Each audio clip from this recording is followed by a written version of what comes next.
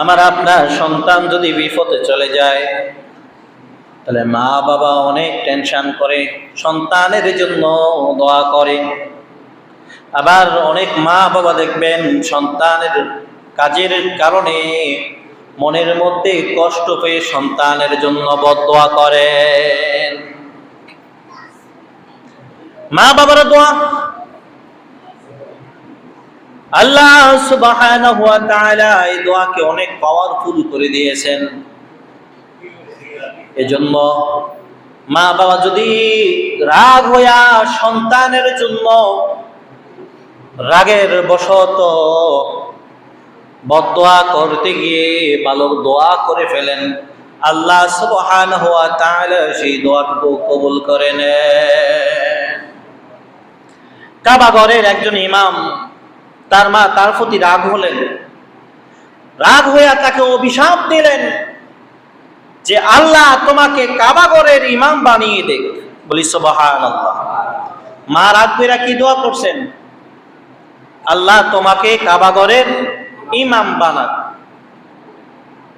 আল্লাহ সুবহানাহু ওয়া তাআলা মায়ের দোয়ায় তাকে কাবা ঘরের ইমাম বানিয়ে দিলেন।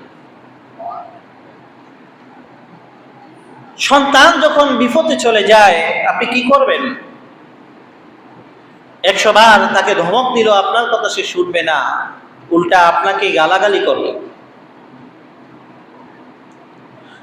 সন্তানকে যতই আপনি, যখন সন্তান বিপদে চলে যায় মা বাবার খোঁজ খবর নেয় না, খেদমত করে না, আপনি শত চেষ্টা করেও তার থেকে খেদমত নিতে পারবেন না।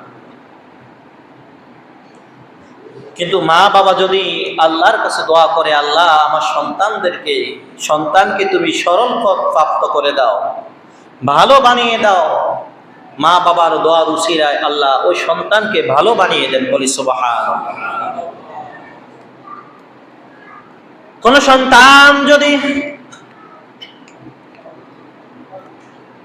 সন্তান যদি মা বাবার অনুগতশীল না থাকে, মা বাবার খেদমত না করে, তাকে বদদোয়া না করে, সন্তান বিপদে চলে গেছে, তাকে ভালো পথে আনার জন্য চেষ্টা করে।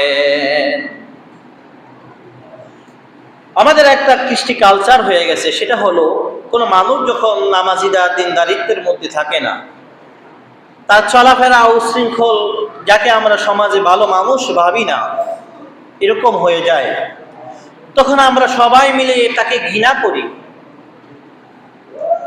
কিন্তু এটা বোঝা উচিত ছিল যে এই মানুষটা